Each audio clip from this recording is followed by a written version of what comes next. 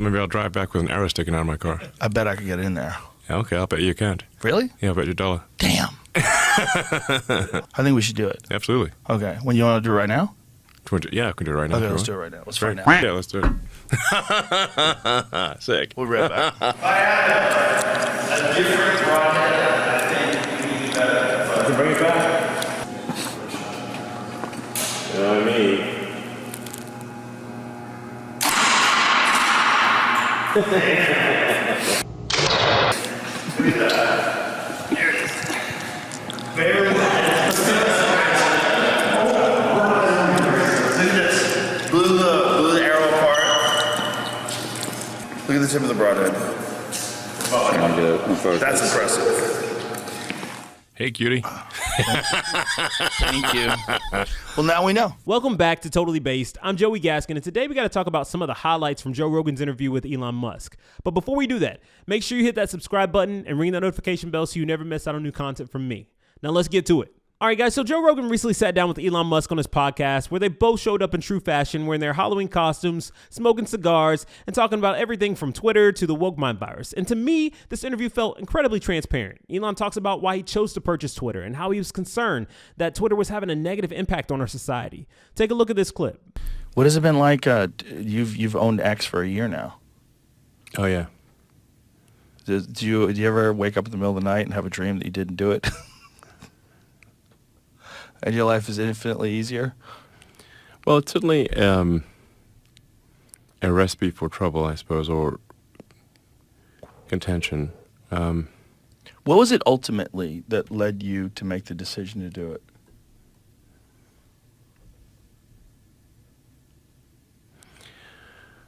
I mean, this is going to sound somewhat melodramatic, but I was worried about that it was having a corrosive effect on civilization.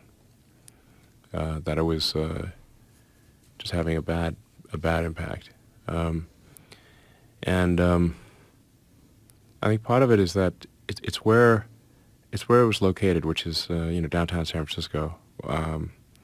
And while I think San Francisco is a beautiful city, and we should really fight hard to kind of right the ship of San Francisco, if you've walked around downtown San Francisco, right near the FK Twitter headquarters, it's a zombie apocalypse. I mean, it's rough. Have you been in that area? Not lately. No. Yeah. I've heard. It's crazy. I've heard it's crazy. I've heard you really can't believe it until you actually go there. You can't believe it until you go there. I mean, I don't want to be melodramatic, but it's almost like a death cult. It's a death cult. No, that is exactly right. It's essentially the extinctionists. Like, it's in the limit, it is that they're propagating the extinction of humanity and civilization. And there's some people who are like most of the time it's implicit. They don't but sometimes it's explicit. Like there was a guy on the front page of the New York Times who literally has the thing called the extinctionist movement, and he was quoted on the front page of the New York Times as saying, "There are 8 billion people in the world, but it would be better if there were none." Ooh. And I'm like, well, buddy, you can start with yourself. Yeah. Does he have friends? That's what always fascinates me. Elon Musk also doubled down about his views on George Soros in this interview, and I'm glad that he did, because in the past he's gotten flack for calling him Magneto. People were saying that he's being anti-Semitic. I don't think that's what he was saying at all. I think he was just saying that here was someone who was ruining the fabric of our society, using the power of lobbying to do so. Take a look at this clip. He is, I believe, the top contributor to the Democratic Party. The second one was Sam Bankman-Fried. Yeah. So, and Soros, I don't know. I mean, he had a very difficult upbringing, and in my opinion, he fundamentally hates humanity. That's my opinion. Really? Yeah. I mean, well, he's doing things that erode the fabric of civilization. You know, getting DAs elected who refuse to prosecute crime. That's part of the problem in San Francisco and LA and a bunch of other cities. So why would you do that?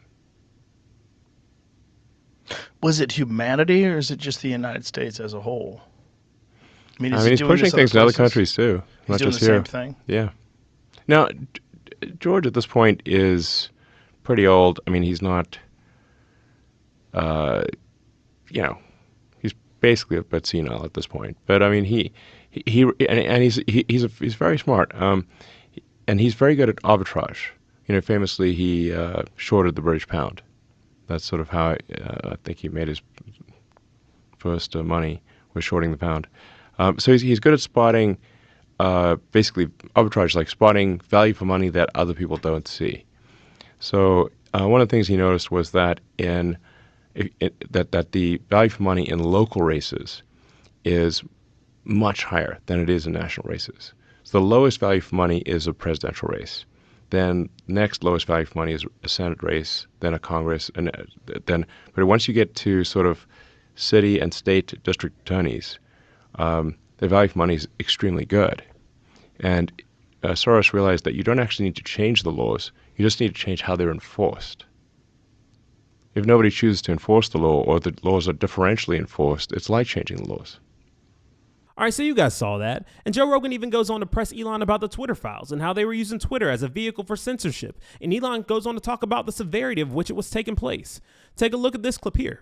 What was that like? Because that, to me, that was the most bizarre, was the Twitter files. When you let Schellenberger and Matt Taibbi and all those guys get in the Twitter, and the response where Matt Taibbi gets audited.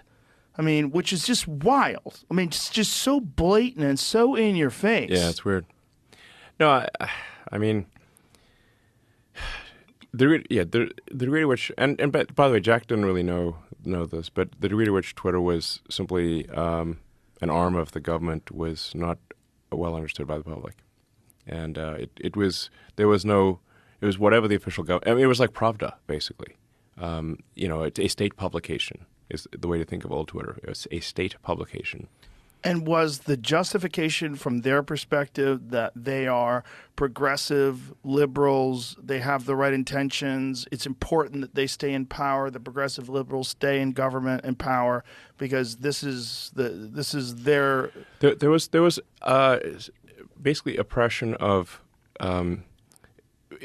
any views that would even, I would say, be considered middle of the road. But certainly anything on the right. I'm not talking about like far right. I'm just talking mildly right. The people like Republicans were suppressed at 10 times the rate of Democrats. Now that's because old Twitter was fundamentally controlled by the far left.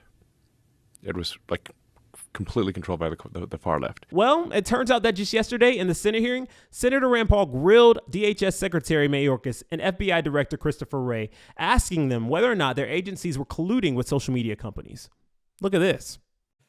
Secretary Mayorkas, is DHS still meeting with social media companies to discuss content moderation? We do not meet with social media companies for the purpose of instructing them to take down content. You have never had any meetings with the social media companies to discuss content moderation? What we have done in the past, Ranking Member Paul, as I shared with you previously, is we, along with other federal agencies, have met with social media companies in a public-private partnership to speak of the threats to the homeland so that those companies are alert to them. Do you think a threat to the homeland is a discussion of vaccine efficacy? I do not, Ranking Member Paul, and if you'll have your staff read, and I think it'd be good for you to read also the Missouri versus Biden case, it lists time and time again discussion of constitutionally protected speech that has nothing to do with national security. So when you say you didn't meet to do with that, yes, you were meeting, you just disagree with the characterization of it. Were you meeting with social media companies to discuss content moderation? And your answer to that is no?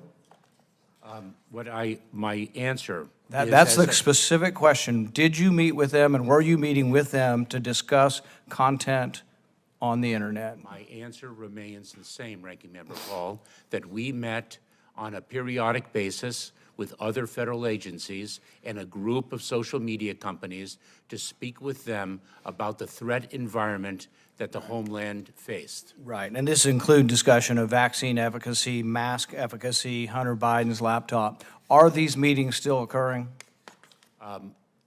Ranking Member Paul, they are not. We do not participate in any such meeting. And the reason the meetings aren't occurring is because a federal judge placed an injunction on you, and the Biden administration acknowledged that they're not having the meetings. So you need at least acknowledge that the court is talking to you about this and saying what you were doing was violating the First Amendment.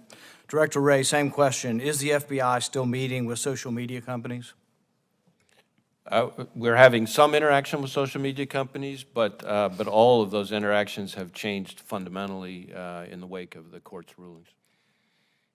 That's sort of an acknowledgement that perhaps you weren't just talking about national security, child pornography, and human trafficking, right? You had other areas of discussion that did involve constitutionally protected speech. No, that's not an acknowledgement of Well, that. then how did you change your behavior? Out of an abundance of caution, in order to make sure that we don't run afoul of any court ruling. I would say, by the way, of course, that the injunction has been stayed by the Supreme Court. Did anybody from the FBI ever discuss constitutionally protected speech with social media organizations? Not to my understanding. Vaccine efficacy, never discussed any post concerning vaccine efficacy? Well, certainly not, because to my understanding, as you know, the FBI was the first and for a long time the only agency in the intelligence community to assess that the COVID origin was most likely from a lab leak. So the idea that we were engaging in... I commend you for that, but the Twitter files and other indications, as well as the Missouri versus Biden, list many cases of both DHS and FBI discussing constitutionally protected speech, vaccine efficacy, mask efficacy. But taking down posts like that was part of the discussion in these meetings. All right, guys, so that's pretty much all I have for you today. If you like this video, please like, comment, share, and subscribe, and I'll see you guys in the next video. Peace.